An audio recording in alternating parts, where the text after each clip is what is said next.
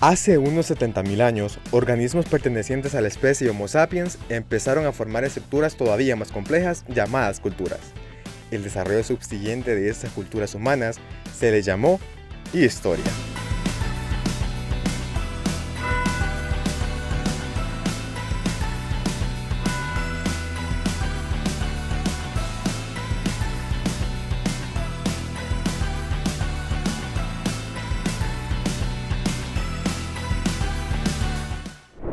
Bienvenidos y bienvenidas a ¿Qué ondas con la historia? Con ustedes nuevamente Andrew Villeda y en este caso, en el capítulo número 2, como nos hemos quedado y seguimos con los temas de septiembre, tenemos a nuestra invitada especial, a la doctora Xiomara Bendaño Roja, doctora en Historia por el Colegio de México, actualmente docente de la carrera de Historia en la Universidad de El Salvador y pues es un gusto tenerla por acá. Gracias por la invitación y aquí estamos. Gracias, doctora. Como ya lo comenté, seguimos con los temas de septiembre. Normalmente todo lo que traemos de la escuela, del colegio, de séptimo, octavo, noveno, los próceres, incluso algunos me imagino que en este caso ya adornaron la escuela, ya están las banderitas, ya están las caras de José Matías Delgado, Manuel José Arce, o incluso las bandas de paz que están dándole con todo, que nos tienen aburridos algunos. Bueno, ni modo, a mí me toca. Y seguimos con estos temas. Nosotros siempre habíamos comentado, doctora, que el proceso de independencia, lo que se celebra en septiembre, es eso, es un proceso. No es como tal, bueno, me dieron ganas de levantarme y quiero ser independiente y chivo, ya estuvo. Sino que viene como, es un proceso que tiene sus etapas, que hay un relajo por ahí, que de repente acá. Entonces hoy les traemos el tema de El Salvador y Nicaragua en 1811. El tema de básicamente la institucionalidad y constitucional en estos países, ¿verdad? En el 1811. ¿Y por qué 1811? Algunos creo que cuando miren esto van a decir, yo me puedo dar la respuesta. El primer grito de independencia. Y no, momento. Para nosotros la historia es bien complicado. Pero para llegar al punto de El Salvador y Nicaragua en 1811, ya van a saber por qué Nicaragua, debemos hablar antes, doctora, qué venía pasando antes de 1811, y creo que sería bueno mencionar un poco sobre las reformas borbónicas que se dan en 1786. ¿Qué pasa con estas reformas, doctora? ¿Qué cambia? Creo que es importante el punto de partida, porque las reformas se dan en la década de 1780, y ahí hay dos factores que inciden en este proceso de 1811. El factor económico, en el sentido de que es una reforma administrativa, hay una nueva reorganización de Centroamérica a partir de intendencias, y en el interior de las intendencias las subdelegaciones, ¿verdad? ¿Y por qué es importante esto para El Salvador? Es importante porque a nivel de las élites, la intendencia le da la posibilidad de tener un obispado, pero no se lo cumplen. Claramente. Y a nivel de los diversos grupos étnicos, ellos van a protestar después por una serie de medidas fiscales. Entonces, hay un reajuste del tributo, pero también hay otros impuestos al azúcar, por ejemplo, al aguardiente. Hay un control de la corona al cultivo y comercio del tabaco, y esos productos son importantes en esta intendencia, y son importantes también en la intendencia de Nicaragua. Entonces tenemos que las reformas borbónicas, inciden en dos factores importantes, sí. El religioso y el fiscal. Y estoy mencionándolo en esos dos niveles porque el fiscal va a afectar de golpe a sectores populares, y el religioso va a afectar de golpe a la élite, que si ya tenía una intendencia, y esto es importante que nadie lo ve, desde México hasta Chile, la única intendencia menor de 20.000 kilómetros cuadrados fue aquí. San Salvador. Exactamente. Entonces eso significa que El Salvador era fiscalmente muy productivo. Esa es una de las razones. en diferentes áreas, ¿verdad? Sí. Entonces la élite, al convertirse esto en intendencia, obviamente la élite le agrada eso. Sí, no, o sea, Sin embargo, no le dan el obispado. ¿Y por qué qué tiene que ver la intendencia con el obispado? Ajá. Desde el siglo XVI hay un acuerdo entre la corona y la iglesia.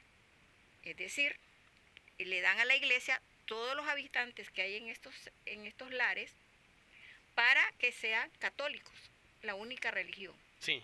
Y en cambio, la iglesia acepta que los nombramientos de obispos, los nombramientos de los párrocos, lo haga la corona, cosa que no pasa hoy.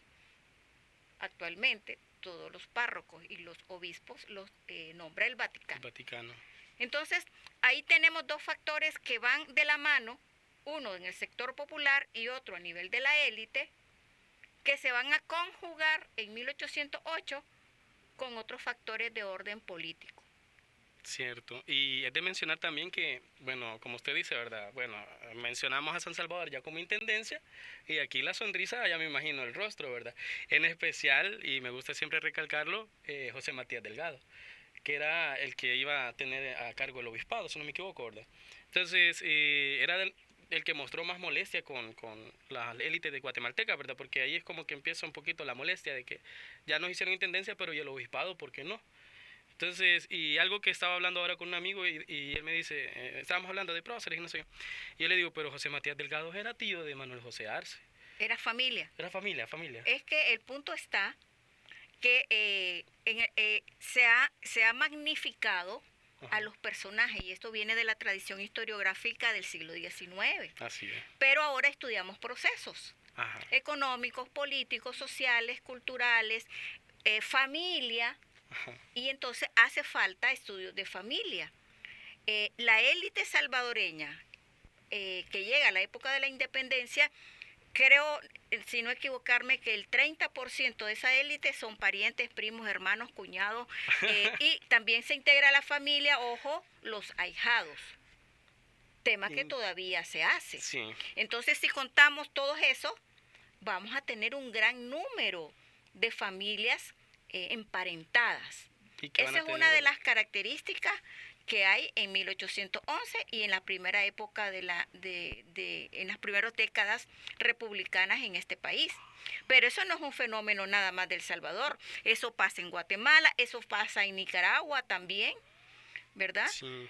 Y lo interesante para 1811, que esta red de familia, porque así le podemos llamar, Sí. esta red de familia se está enfrentando en un contexto constitucional.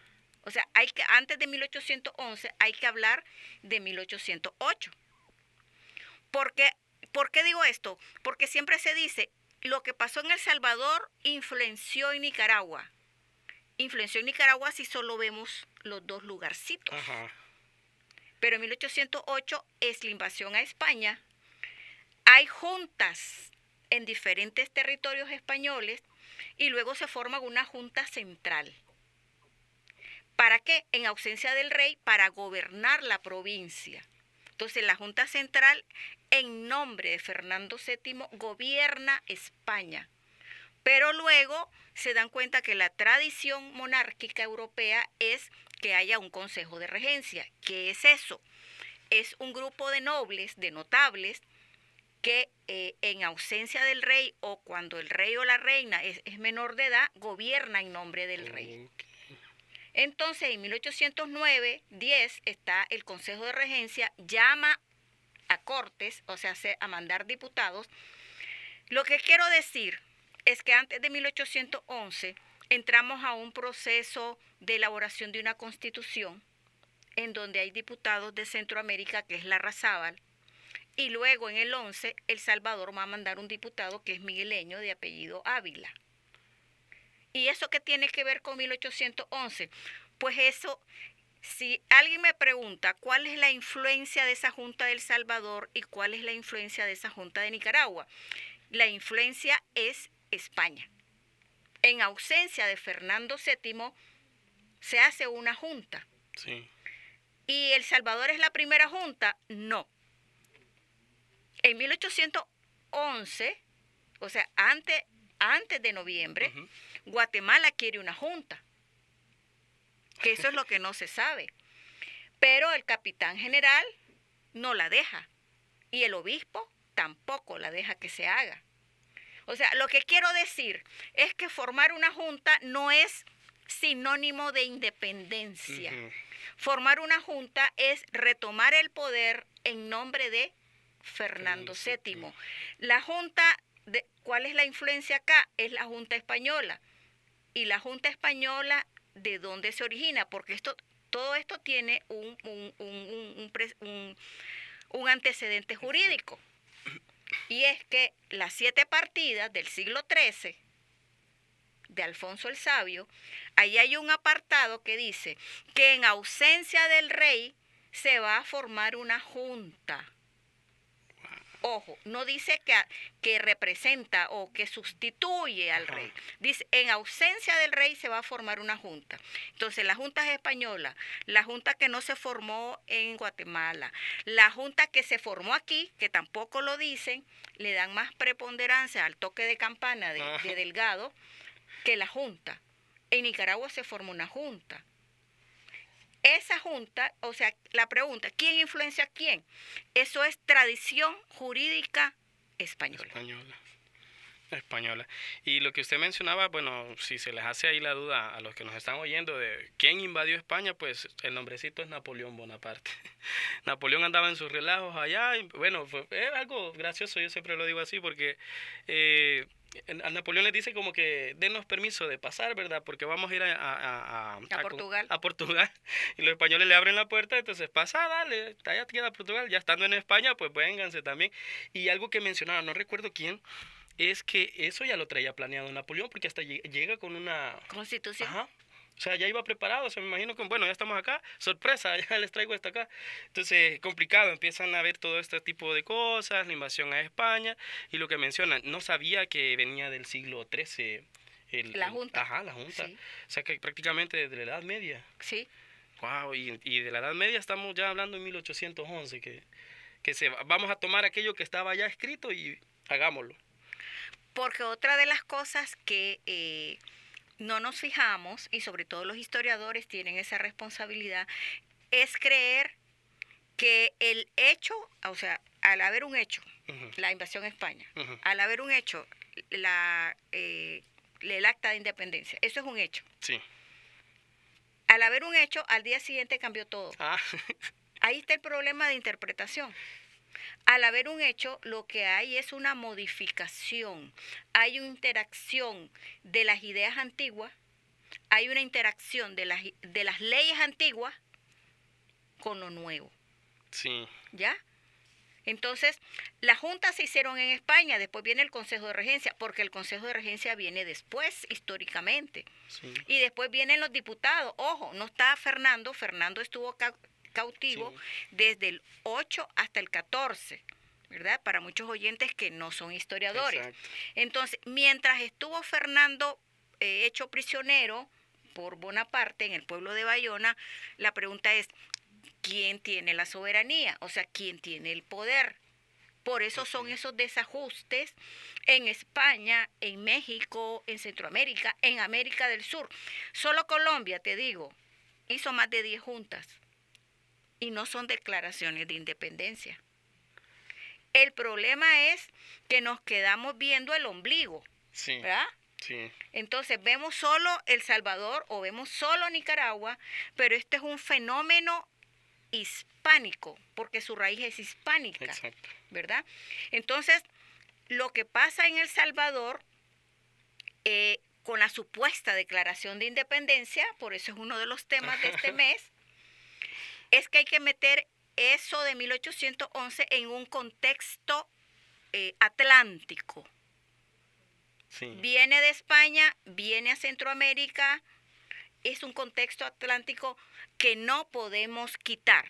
Exacto. ¿Por qué la Junta? Porque se formaron en España.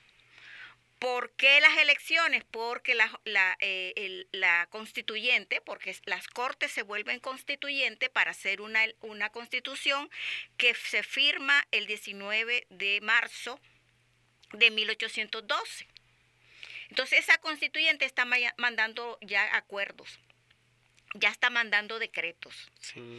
Y entonces uno de los decretos son las elecciones indirectas. Y en 1811 se preparan a las elecciones municipales, que eran las elecciones de cabildo. Pero le vamos a llamar municipales para que toda la audiencia nos pueda entender, ¿verdad? Entonces esas elecciones municipales no las mandó a hacer el capitán general Bustamante. No las mandó a hacer en todo el reino. ¿Eso qué significa? Un agravante más para la élite. Sí.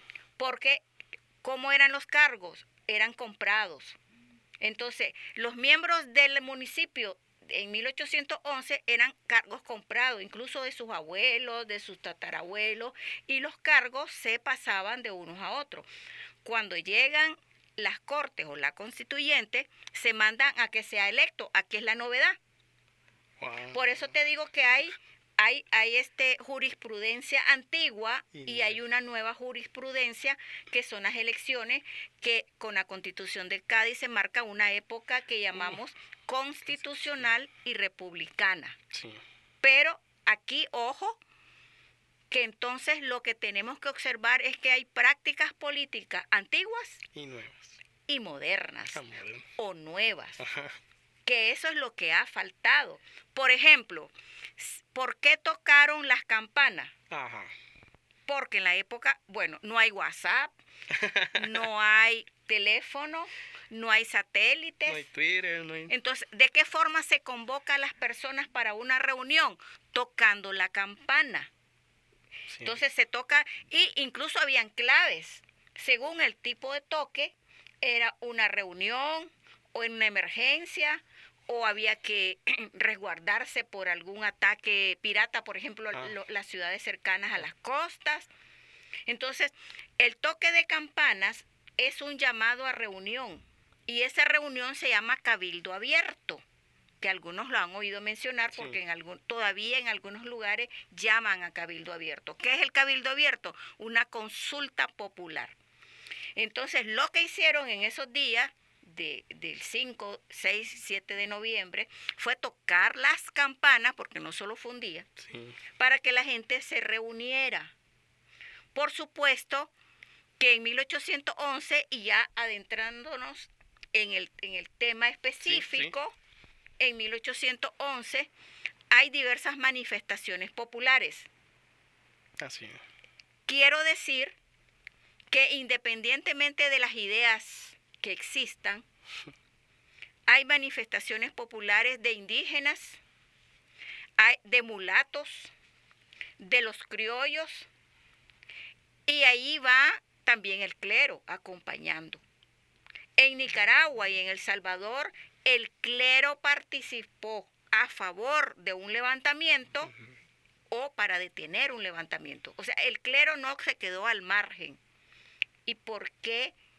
Lo que pasa es que vemos como en el siglo XXI tratamos de ver la sociedad del siglo XIX. Exactamente. ¿Verdad? Por ejemplo, hoy el clero no tiene un diputado en la asamblea. No. Pero en esa época el clero es parte del poder político. Entonces, si nosotros revisamos los principales diputados de las provincias centroamericanas, de 6, desde Chiapas, Guatemala, El Salvador, Honduras, Nicaragua y Costa Rica, 5 eran sacerdotes, 1 era abogado, el de Honduras. Ahora, los curas también eran abogados, Sí. porque acordémonos que estamos en un proceso de formación del Estado, y los que tenían el conocimiento, quienes guardaban las grandes bibliotecas, eran los seminaristas, los seminarios. José Matías Delgado era abogado y era sacerdote, y también doctor en teología. Entonces, lo que quiero decir es que eso no es una característica nada más de San Salvador. Sí. En León, los curas estuvieron a favor del levantamiento. En El Salvador, los curas de San Salvador están a favor del levantamiento. Ojo, que no iniciaron ellos, porque ya hay diversos estudios que dicen que este malestar, ¿verdad?, de las personas que comenzó la prisión de los hermanos Aguilares, pero los hermanos Aguilares, digamos que fue como el fosforito que prendió la llama. Pero que ya la gente estaba molesta por el impuesto del aguardiente, por el impuesto de la caña de azúcar, por el control del tabaco, y en San Salvador hacían buen tabaco, ¿verdad? Wow. Ahí en la zona de los nonualcos estaba el buen cultivo de tabaco, y por otra serie de impuestos. Y los pardos o los mulatos querían eliminar que le llamaban un fondo de pardos, que era un impuesto. Hacia ellos. Hacia ellos específicamente. Y también nos olvidamos, y eso me gustaría aquí resaltar, que la población parda o mulata tuvo una buena participación en San Salvador, y en Santa Ana y en otras poblaciones. Pues el levantamiento de Santa Ana es de mulatos. Unos dicen que habían 500, otros dicen que habían 800. En San Salvador, a finales del siglo XVIII, se registran en todo el área del centro de lo que son todos los pueblos que rodean San Salvador, que es Saltepeque, Nejapa, San Martín, San Marco, etcétera, ¿verdad? Hay alrededor de 10.000 mulatos libres. Entonces, lo que quiero decir es que esta participación no solamente fue de indígenas, sí, también fue de mulatos los indígenas tenían sus propias reivindicaciones, los mulatos tenían sus propias reivindicaciones, los criollos querían el poder local, y ahí resurge otra vez el tema del obispado. Pero en el clero se van a armar disidencias. No estaban 100% porque Molina, el cura de San Vicente, ajá, que es de familia migueleña, no está a favor siempre y cuando él sea obispo. ¡Ay, Dios! Eso es lo que hay que profundizar, porque todavía eso no se ha abordado. Entonces, ¿hay diferencias con Guatemala? Sí. Pero en determinado momento, San Vicente, San Miguel y todo el oriente no va a apoyar a San Salvador. No. De hecho, doctora, ya que mencionan San Miguel, yo siempre saco a veces como de las fuentes, en este caso del libro, ¿verdad? Su libro, algo que pasa en San Miguel, lo que usted dice, no estaban de acuerdo. Y aquí el párroco de San Miguel, que es Miguel Barroeta, sale en defensa de los españoles perseguidos, así lo menciona, y él dice: ciudadanos de la provincia de San Miguel, ya es preciso que deis a conocer que sois españoles y respetéis las autoridades legítimas puestas por el gobierno que jurasteis. Y después mencionaba: no creáis, conciudadanos, los falsos colores con que los insurgentes de San Salvador pintan el carácter de nuestros hermanos los españoles europeos para dar alguna apariencia de justicia a su escandaloso levantamiento. O sea, se mira ahí una indignación por parte de Barroeta. Pero él no era español. Ajá, exactamente. Él era un criollo. ¿Era criollo? Sí, claro, y resulta interesante porque está apoyando a los españoles, ¿verdad? Y con un gran fervor. Sí, y después, más tarde, solo lo menciono, ajá, en la década del 20, que se forma el obispado, él apoyó al arzobispo de Guatemala en contra de Matías Delgado. O sea, aquí hay una disputa, ojo, desde 1811 hasta a mitad del siglo XIX en El Salvador, hay una disputa oriente-centro y hay una disputa de familia. Sí. Y el obispado es la disputa. O sea, no es que Molina esté en desacuerdo con el obispado. Lo que no quiere es que el otro, el san salvadoreño, sea el obispo. O sea, yo creo que hay que recorrer estas cositas, sí, ¿verdad? Para entender, porque lo que se dice es como que todo el bloque estaba unido. Ajá. Y no es cierto. Aquí hay diferencias y todo es por el poder. Así mismo. Incluso San Miguel estuvo dispuesto, en San Miguel desde el siglo XVI hubo siempre una tropa militar. Tropa militar que ayudaba a resguardar el Golfo de Fonseca. Tropa militar que se movía a León o que se movía a Tegucigalpa. En ese sentido, San Miguel fue durante toda la época colonial una ciudad militarizada, porque su principal papel era la defensa, primero de los piratas, Sí. pero después va a ser, San Miguel va a ser aliado de todas esas élites. Entonces San Miguel tiene un poder militar desde la época colonial y estaba dispuesto a mover sus tropas para San Salvador. Sí, creo que más adelante en el libro lo menciona, de que ofrecen a los militares para que vengan a...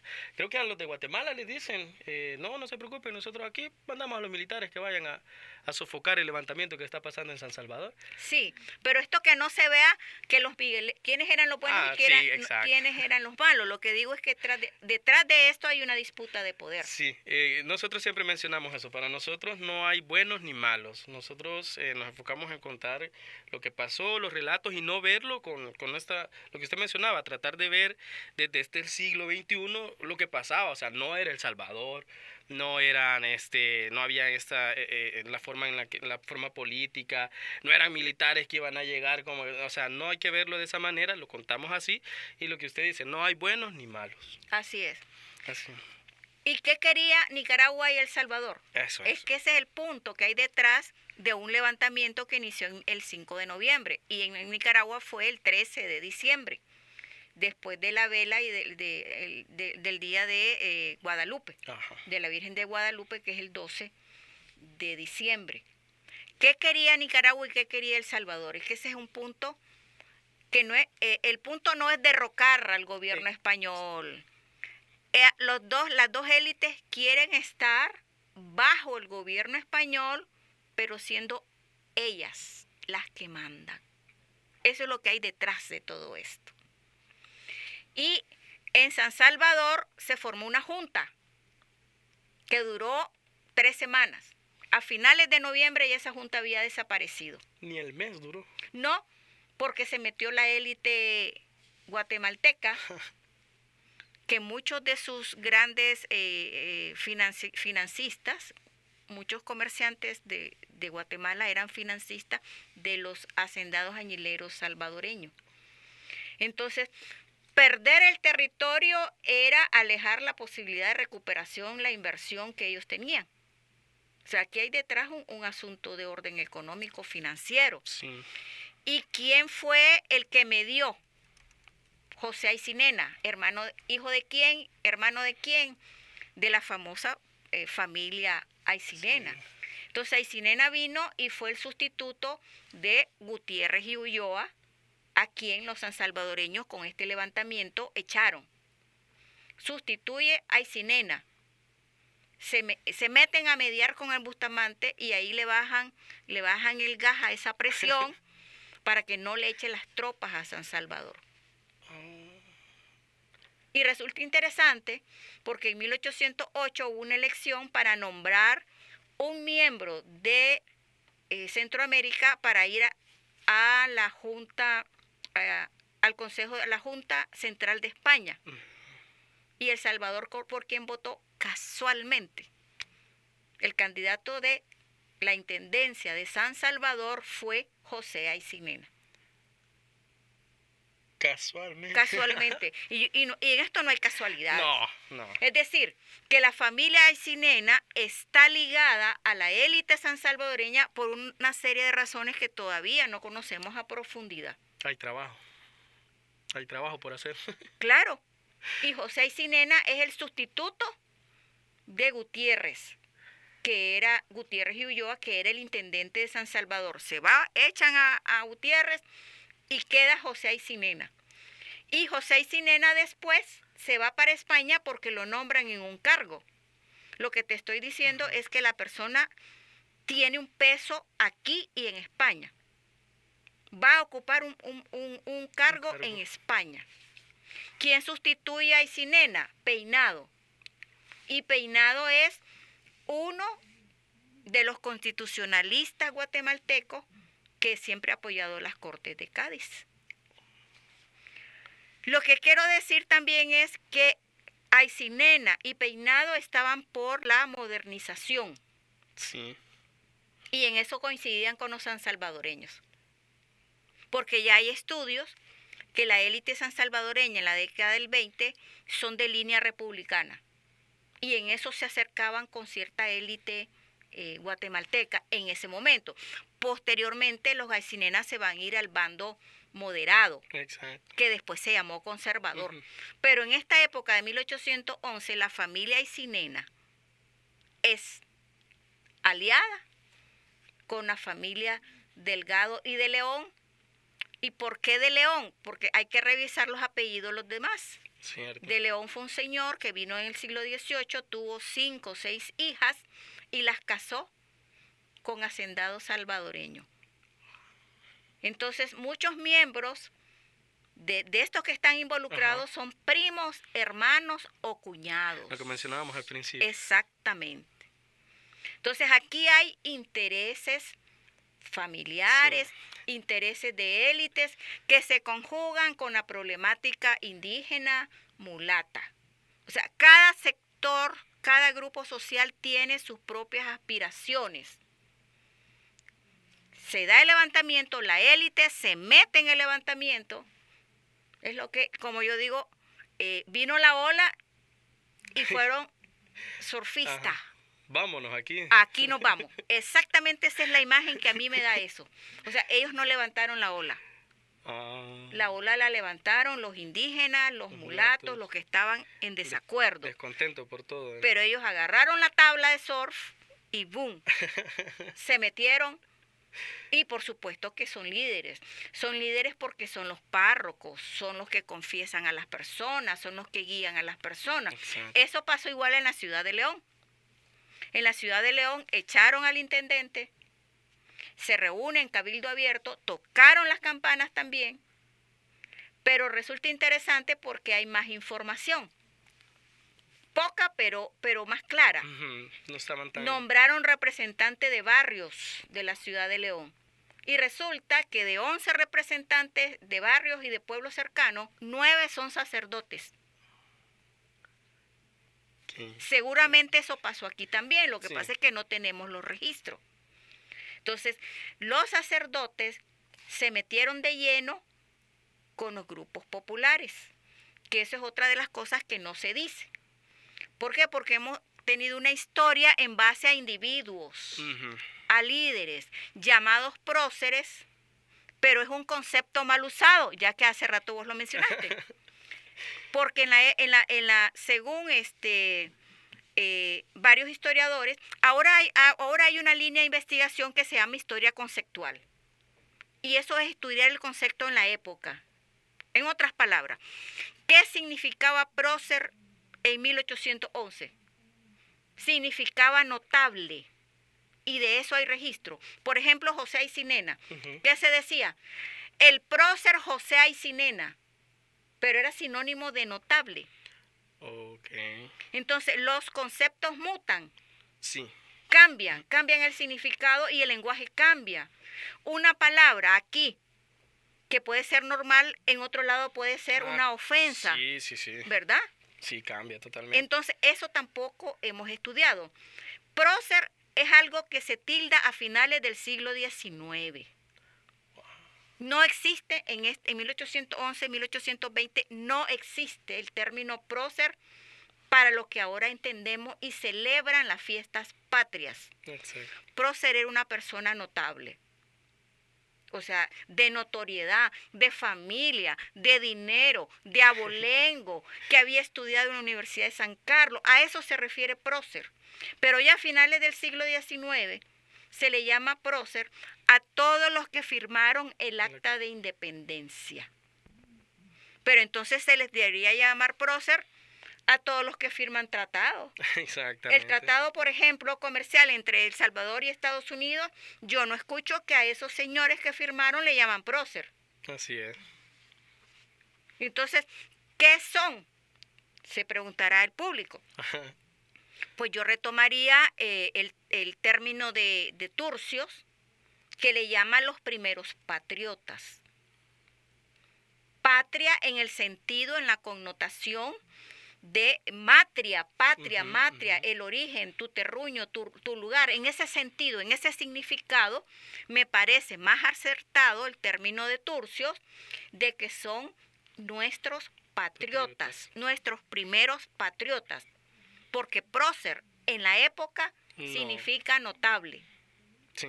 Entonces, esto es importante porque se repite y se repite el prócer, pero no son prócer.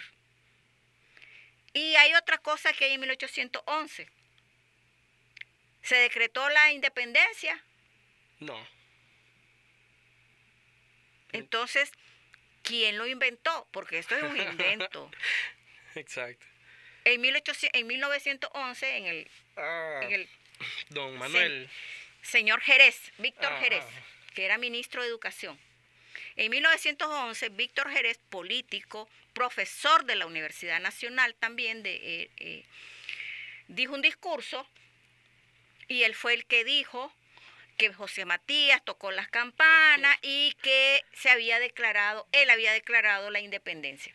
Y ahí es el primer grito, el primer grito de independencia Porque en México ya para esa fecha celebraban el grito de la independencia de México. Es cierto. Pero ¿por qué México inventa, ojo, el 15 de septiembre? Es México. Pero el acta de la Declaración de la Independencia de México es el 28 de septiembre. ¿Pero por qué es el 15? Porque Iturbide y sus tropas, que ya se había unido con los insurgentes mexicanos, Iturbide era un militar español, que cuando vio que las cosas iban perdidas, pues se volvió al bando ganador. Y seamos claros, que otra vez agarró su tabla de surf Y aquí me voy. y se metió a la ola otra vez. Así es. Entonces, las tropas entraron el 15 de septiembre en la Ciudad de México, por eso se da el grito.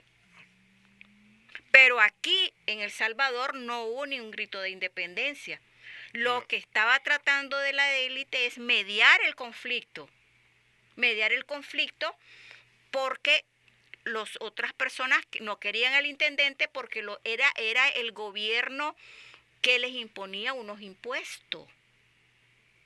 Entonces ellos querían quitar al personaje y quitar los impuestos. Esa era la voz populis. El objetivo. El objetivo es lo que querían. Pero ni la familia y la élite salvadoreña quería la independencia. Ahora, otra cosa es que alguien haya pensado en la independencia, que son dos cosas diferentes. Pensar es una cosa y hacerla es otra cosa. Así es.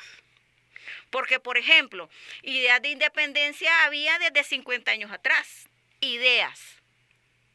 Pero la idea no es el levantamiento.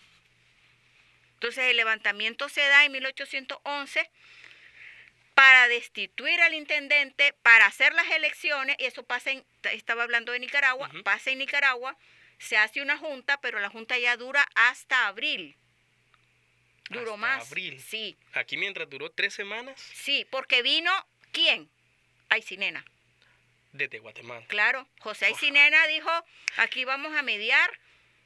Arreglémonos. Arreglémonos. Entonces no hubo junta. Ajá. No hubo junta. En Nicaragua sí hubo junta. Duró 4 o 5 meses. Bueno. ¿Y qué significa la junta? Un representante de Granada, de Masaya, de Managua, de Segovia, de Matagalpa. Todas estas son poblaciones, ciudades, villas, que mandan un delegado a la junta de la Junta de Nicaragua. Ahí sí hubo junta.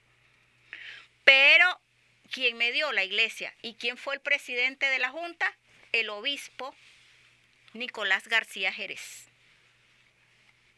O sea que ya fueron más ordenados, más claros, creería yo. Lo que pasa es que está más lejos de Guatemala. No llegaron a tiempo. Claro, es que ese es el asunto. Y no iban a ir en Uber o en bus. No hay avión. No hay avión que en menos de 1 hora estás en Managua. Sí. ¿Verdad? Sí. Entonces ellos están más lejos y eso les ayudó.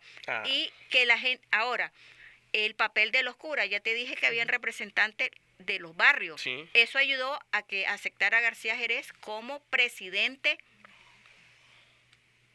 e intendente de Nicaragua. Sí. Mientras que aquí de la élite guatemalteca se metió de lleno y dijo, un momentito, aquí nos vamos a arreglar. Paran el relajo y ahorita nos arreglamos. Exactamente. Sí. Bien, doctora, creo que ya nos queda un poco claro de lo que estaba pasando tanto en Nicaragua, en El Salvador y sabemos que en otros lugares, ¿verdad? Y entender un poquito lo que significó 1811. O sea, el hecho de lo que usted menciona, de por qué tocar las campanas, el hecho de también qué significaba, cómo tocaban las campanas, el 15 de septiembre, los mexicanos el grito, pues nosotros el 11 pues que se celebra el primer grito de independencia, como dijo la doctora, aquí nunca hubo grito. Entonces, Pero ¿por qué se repite eso todavía? Creo que eso sería como importante decirlo antes de cerrar. ¿sí? ¿Por qué se sigue repitiendo el grito de independencia en 1811? Aun cuando te puedo mencionar 20 libros que dicen lo contrario. O sea, no es que lo digo yo Ajá. y que vengo no. Desmentir. Aquí hay al menos 20 libros con investigaciones profundas que están diciendo lo contrario. Porque a finales del siglo XIX nos encontramos en el fortalecimiento de los Estados-naciones. Se inventan las naciones. Exacto. Entonces la justificación en varios países de Centroamérica, primero que el acta de independencia es la ruptura con lo viejo, lo pasado y que después fue nuevo, y eso es falso. También se fortalece que el 5 de noviembre es el grito de independencia, ojo, que lo dijo un tico. Carlos Meléndez, en un libro de la década del 60, está diciendo que ya no es la independencia de El Salvador, que es la independencia de Centroamérica. Es decir, que agarraron la colchita y la estiraron y le llegó hasta Costa Rica, porque no tienen nada significativo en esa época. Entonces aquí hay un proceso de invención de naciones. Y las naciones inventan un himno, una bandera, unos colores, una música, el pájaro nacional, el ave nacional. Y en ese proceso de formación de identidad nacional entra el punto de que el 5 de noviembre es el grito de independencia, fortalecido por historiadores todavía del siglo XX. Y el de Costa Rica, así se llama el libro. El prócer de la independencia de Centroamérica. Y estamos hablando del 11 cuando la independencia se dio 10 años después. Igual que el grito de México. El grito de México es de 1810 cuando la independencia se dio en 1821. Lo que yo quiero decir es que muchas cosas que se celebran son inventos, son acuerdos. Si revisamos la independencia de Colombia, es un acuerdo de varias fechas, porque hubo gritos de emancipación en 8 territorios. Y en la asamblea, en la primera asamblea, discutieron y dijeron, bueno, una dijo que en febrero, el otro en marzo, el otro en el 11, el otro en el 15. Pongámonos de acuerdo y digamos que tal fecha es la independencia. O sea, así sucede en muchos lugares. Sí. Lo que pasa es que no se le explica al estudiante ni se le explica en la escuela. Exacto. O sea, el 5 de noviembre no es la declaración, ni la emisión, ni el grito de la independencia. El 5 de noviembre es la conjunción de diferentes sectores sociales que protestan por sus propios intereses y que las élites salvadoreña y nicaragüense se meten en esa ola, la dirigen porque tenían sus propios intereses. Claro. ¿Qué quería? Nicaragua quería ser capitanía general y lo dijo en las Cortes. Ojo, quería ser capitanía general. ¿Qué significa? Que no quería saber nada de Guatemala. No, querían. Y El Salvador, la élite sansalvadoreña quería tener ya distancia de la élite guatemalteca, porque solo el hecho de tener una intendencia, esto le da una base económica, social, solo falta la política para romper con Guatemala. Romper los lazos. Totalmente. Exactamente. Bien, doctora. Creo que ahora sí nos queda mucho más claro de lo que estaba pasando en 1811 y lo que querían, tanto los sansalvadoreños como los nicaragüenses. Y ver eso de no éramos El Salvador, aquí habían intereses, como usted lo menciona, el de San Vicente quería el obispado, los sansalvadoreños la intendencia, y está la intendencia, pero el obispado no, entonces los chapines, ¿qué pasa? ¿Verdad? Yo me refiero a chapines, pero los guatemaltecos, la familia y todo eso, y lo que estaba pasando también en Nicaragua. Entonces creo que hasta aquí llegamos, doctora. Muchas gracias por haber venido y aclararnos muchas dudas de lo que pasó en 1811 y lo que estaba pasando y lo que viene después, ¿verdad? Que tanto celebramos aquí en el mes de septiembre.